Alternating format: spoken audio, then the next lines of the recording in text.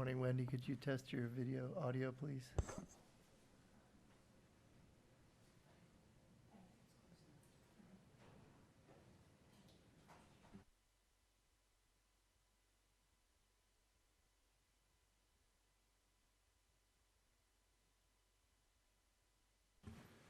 Hi, everybody. We're going to get started in just a few moments.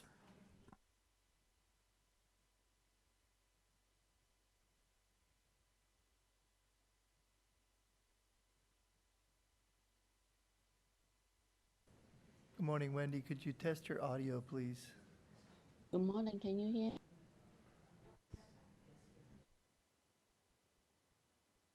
Good morning, good morning.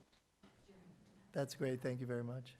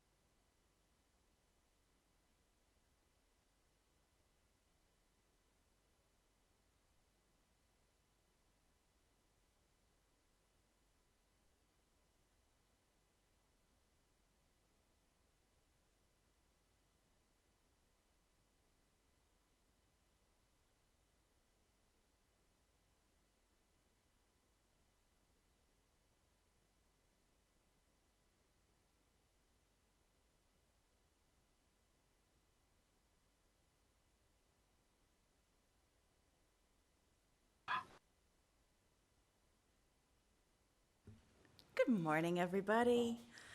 My name is Julia Rady, and I am the chair of the Toronto Preservation Board. The clerk has confirmed that we have quorum, so I will now call meeting 31 of the Toronto Preservation Board to order. Welcome, everyone. This is a hybrid meeting with some member staff and public attending in person and others connecting by video conference over the WebEx platform or calling in. This meeting is also being live streamed online at youtube.com/Toronto City Council Live. Because we are meeting in person and remotely, we ask for your patience with any delays and technical issues, particularly because telecommunications from the past few days has been, technically speaking, wonky-loo. If you are registered to speak at today's meeting, please listen for me to call your name. I will call speakers in the order they appear on the list. The list of speakers can be viewed online by visiting the Toronto Preservation Board at toronto.ca/council and clicking the speakers box for today's meeting. I would like to request that staff and invited participants, as well as all observers joining remotely, keep their video turned off unless they need to speak or answer questions. This will make it easier for me as chair to see the members as we debate and vote on the agenda items. I also ask that all members keep their microphones muted unless you wish to question staff or speak to an item. If members wish to speak to an item, please make sure your video is on and raise your hand or unmute your mic and indicate your intention to speak, and I will create a speakers list. When voting on an item or a motion, I ask members to turn on your video and raise your hand to indicate your vote. If there is a recorded vote, you will be asked to state if you are in favor or opposed. Members, the city clerk has provided all agenda materials on toronto.ca/council. As a reminder, please submit and approve your motions by email. Staff are available at hertpb@toronto.ca to help with motions. So although we may be meeting in different locations today, the Preservation Board would like to acknowledge that the land we are meeting on is the traditional territory of many nations, including the Mississaugas of the Credit, the Anishinaabe, the Chippewa, the Haudenosaunee, and the Wendat peoples, and is now home to many diverse First Nations, Inuit, and Métis peoples. We also acknowledge that Toronto is covered by Treaty 13 with the Mississaugas of the Credit. At this time, are there any declarations of interest under the Municipal Conflict of Interest Act? If you do have an interest, please raise your hand or unmute your mic and indicate the item number and the nature of the interest. Seeing none, could I please have a motion to confirm the minutes from our meeting on April the 1st, 2025? Karash, thank you. All those in favor? The motion carries. So I'll draw your attention to one new agenda item which we will need to vote on to introduce before we can take action, and it will be PB 31.2, 36 Green Valley Road inclusion on the Heritage Register. I submitted a letter with recommendations that the board introduce and consider this report at today's meeting. Are there any questions or discussion? Seeing none, so I brought the letter, so I've moved it. All those in favor of introducing this item, please raise your hand. Perfect, thank you, that carries. The item is now part of today's agenda, so we can proceed with our review. Our first item is PB 31.1, 68 Wellesley Street East, alterations to a heritage property designated under Part 4 of the Ontario Heritage Act and authority to enter into a heritage easement agreement. There is a presentation from heritage planning staff available if the board would like to hear it. Would anybody care to hold this item? Jeff, thank you very much. Moving on to then PB 31.2, 36 Green Valley Road, inclusion on the Heritage Register. We have a presentation from Heritage Planning staff available. If we would like to hear it, would anybody care to hold this item? Thank you, Peter. So now we go back to PB 31.1. Welcome, Dan and Michael.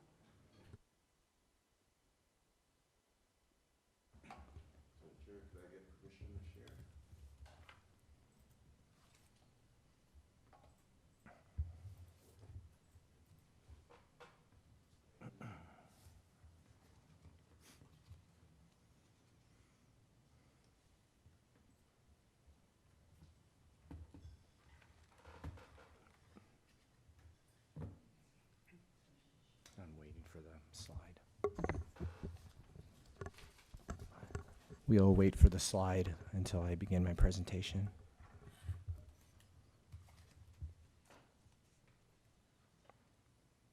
Okay, there we are. Good morning, members of the board, in person and remotely. My name is Dan DeBarlo of Heritage Planning. The item before you is a report recommending that City Council approve an application for alterations to a designated heritage properties under Part 4, Section 33 of the Ontario Heritage Act, and enter into a heritage easement agreement at 68 Wellesley Street East. Please note that this is a heritage settlement of a file in which community planning and urban design matters are proceeding to the Ontario Lands Tribunal for adjudication. The matter before you pertain to the alteration of the heritage property specifically. First slide, please, or next slide. The properties are located on the northeast corner of Church Street and Wellesley Street East as indicated by the arrow. Next slide, please. The William McBean Terrace, built in 1878, was designed as a group of 2.5-story row houses in the Second Empire style that were later converted to commercial and residential uses. At the top left is a view towards the southwest corner of the property. The property is at the corner of Church and Wellesley. At the top right, you can see the Church Street facade frontage, and at the bottom photo, you can see the Wellesley facade. Note that the storefronts are not identified in the designation report as heritage attributes. Next slide, please. A previous heritage application was refused by council on April 2024. On the left, you see the Church Street facade of the previous project that was refused. On the right is the project before you currently. I'd like you to notice the improvements in the heritage strategy between the two. The current project employs a 7-meter step back from Church Street. This is an improvement over the step back you can see on the left. The left was approximately a 4-meter step back with a cantilever. Also, the step back in the current project extends the full height of the project, meaning that there is no cantilever. As a result of the step back, you can clearly see the visible north facade or side wall at the right diagram. This north facade at the previous strategy was notably absent. Also, the previous strategy merged the storefront at the heritage property with that storefront at that portion of the project abutting and north of the heritage property. It was difficult to understand where the north edge or corner of the heritage property was. The current project defines the heritage property and provides an edge to the heritage property extending from roof to grade. Staff believes that these improvements will markedly improve the perception of the three-dimensional volume and mass of the heritage property as viewed from the public realm. Lastly, the storefront design, though not an attribute, has also been improved, and the applicant will continue to work on this aspect of they'll continue to work on this aspect with staff. Next slide, please. Here we see the Church Street elevation at the left and the Wellesley Street elevation at the right. At Wellesley Street, the step back will be 3 meters with a 3-story reveal above the roof. The building then projects per cantilever to the facade plane. While staff would prefer a greater step back at this frontage, in the context of a settlement and in conjunction with the generous step back on Church Street, staff is of the opinion that this is acceptable. Next slide, please. Here you see the north elevation and the return wall that now will be visible to the pedestrian as it proceeds south on Church Street towards the site.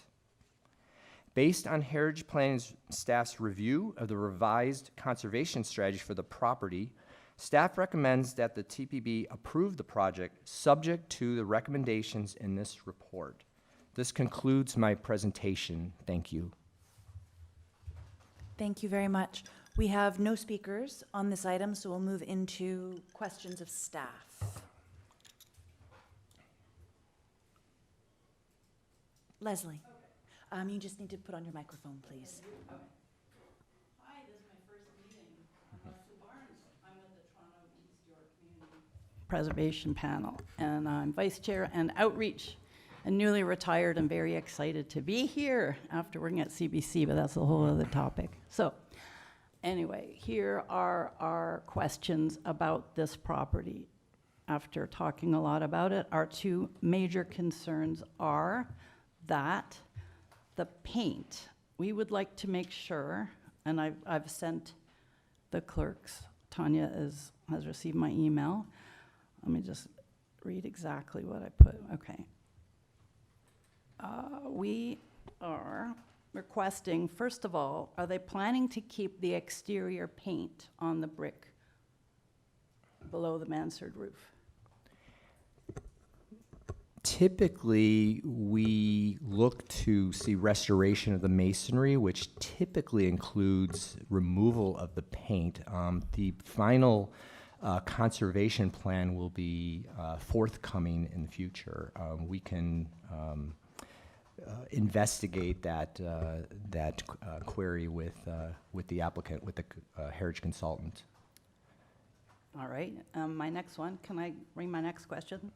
All right, so another thing we are very interested in is we have found archival photos which we've emailed about, although the storefronts are not heritage protected, the panel understands that, but there are a lot of archival photos which we've sent that Dudley's has a bunch of, which show the beautiful original storefronts from the 20s with the arches and beautiful corbels, and the panel would like to have that look instead of just the plain glass Yeah, storefronts. that would be which are- very helpful if you could send them to me, and I Okay. can work with the Excellent. applicant to devise an appropriate conservation strategy, especially if we have that documentation.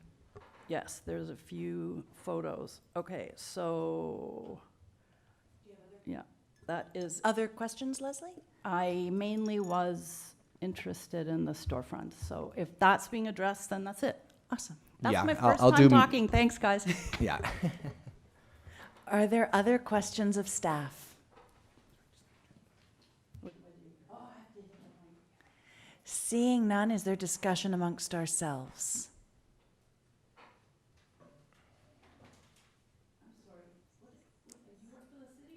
I do, yes. I'm Heritage Planning staff. I'm a senior planner, Dan DeBartolo.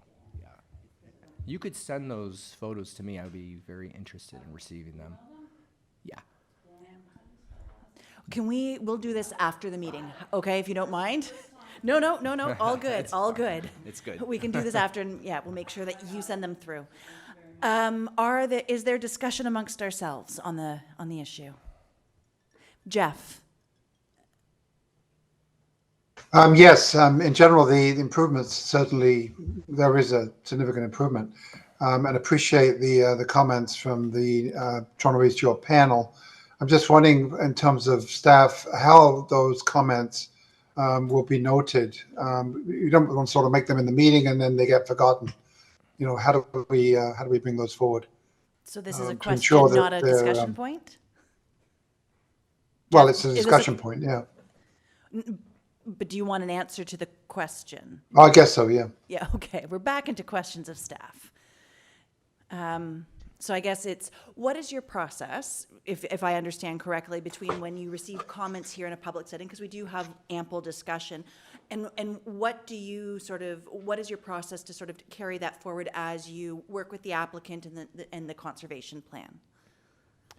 Might hand that question over to management. However, when I will say once I receive the photos, I will work with the heritage consultant to, I think the goal would be to get a sensitive and compatible storefront with the designated building, in conjunction with the designated building. But in terms of process, I'm going to leave that question to my manager.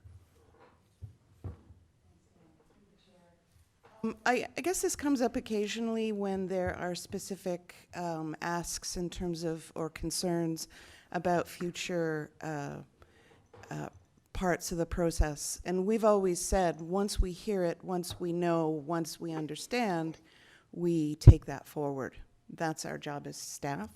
And I will sometimes say, no, well, we're working on that and there's no need for a motion or whatever. It is the board's pleasure whether or not you want to put anything that you are particularly wanting to see move forward into the form of a motion. And if, so, you know, I leave that to the discernment of the board itself, whether or not it feels sufficiently comfortable that the interest in the storefront design, which is clearly an interest of ours and also was a fundamental part of getting to this point, is the understanding that that was going to become more historically appropriate. So I feel confident, but I can't feel confident on your behalf.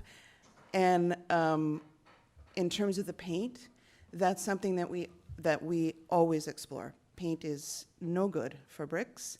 So if it can be removed without damage, and that's always explored. So that I wouldn't necessarily see the need for a motion there either.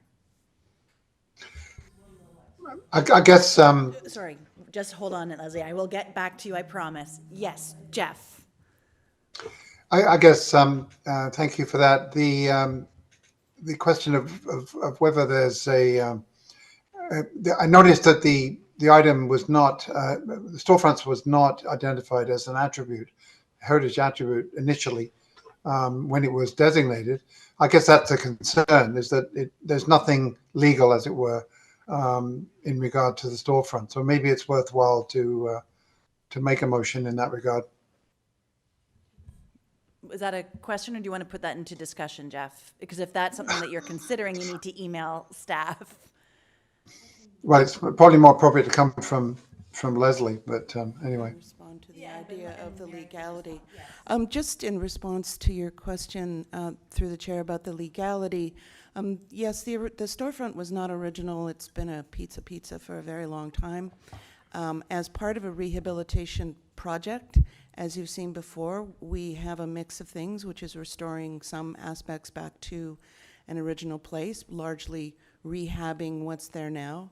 The storefront design, as I said, was quite a focus of Dan's conversations with the applicant as we move forward to this stage, and having the appropriate documentation to bring back the storefront to a more appropriate design is fundamental and is represented in the conservation strategy. So should the board approve the report that is referenced, the HIA that's referenced in the staff report, that becomes the legal part of the process, because you will have an approval under the Heritage Act conditional upon all the things that are within the HIA being carried out.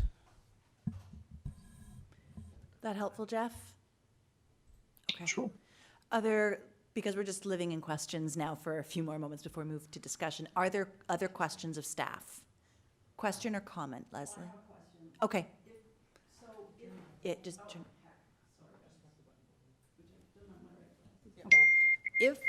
If they are to restore the brick on the front of this building, would they use heritage bricks? What if they take the paint off and underneath is crumbled, and would they, that's what we're concerned about. We would like heritage bricks used, please. If the paint, Typically, there will be an investigation as to the condition of the bricks. We always advocate that they keep the bricks. Sometimes they need to turn the brick over. Sometimes there's repairs that need to be made. If that's not possible, if there are bricks that need to be replaced, sometimes they can take them from other parts of the building, because there are parts of the building that are being removed, on the side elevation and in the back. Lastly, if there are no bricks available, they'll try to source a brick that's closest to possible from the originating brick. They'll try to match it as closely as possible. So we do leave that to consultant, but we are very much involved in that process, and they will clearly delineate the repair to the masonry in their conservation plan, which will be forthcoming in the future. thank you, great. Thank you. Are there other questions of staff? Seeing none. Is there discussion amongst ourselves?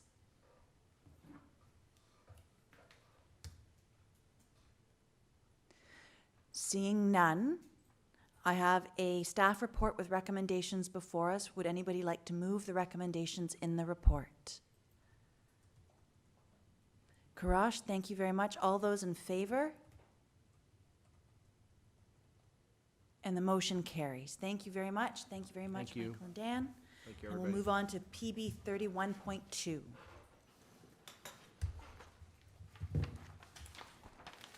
Welcome, Patrick.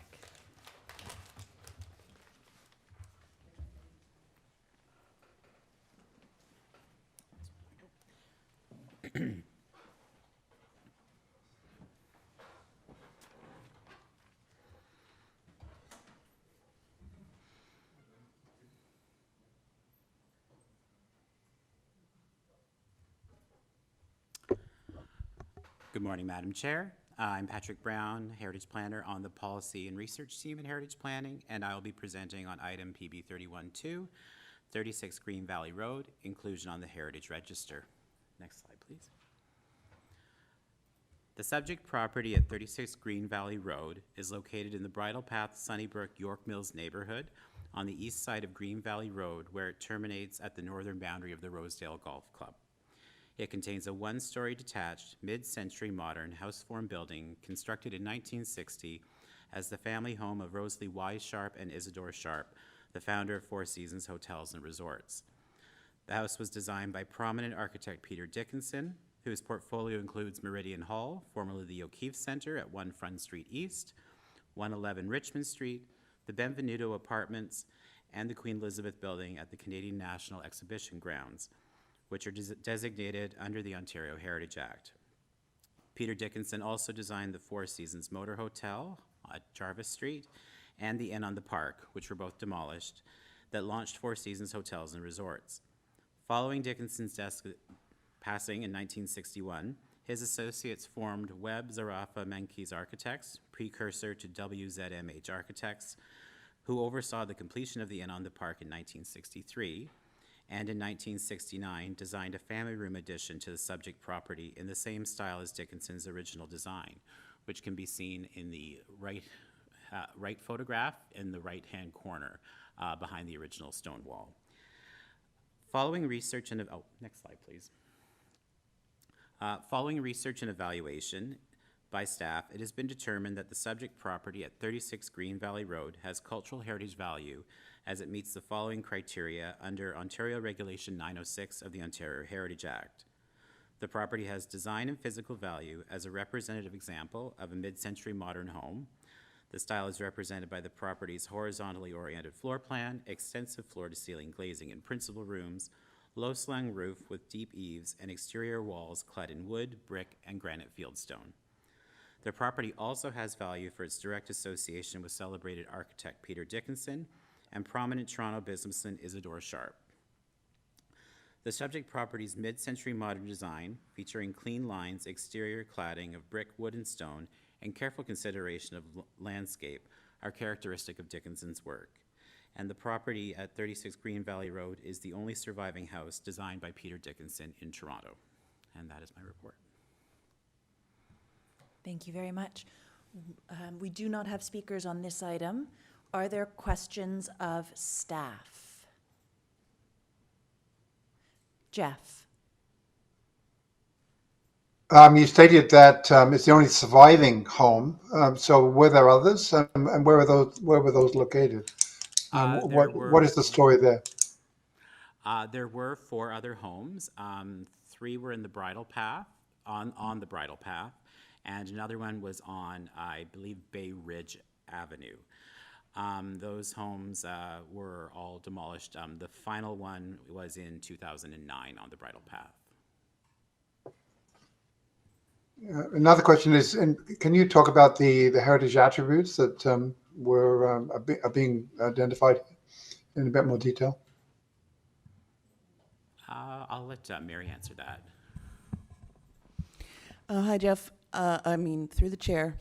The heritage attributes are not spelled out in the minute way that we used to do it before. So we can discuss the various identifiable features at this point, but we are not calling them heritage attributes. That would be if we move forward with the designation.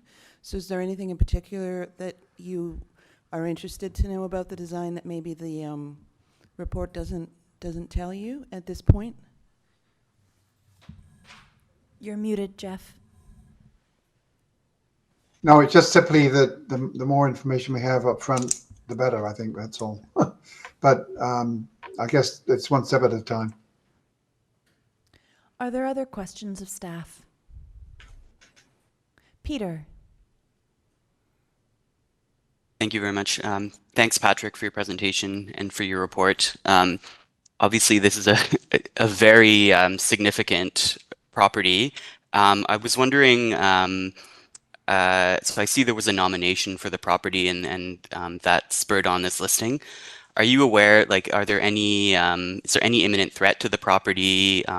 Do you have any indication if I see it was recently sold, so, often folks buy these properties as lot value only with the intention to build a new dwelling.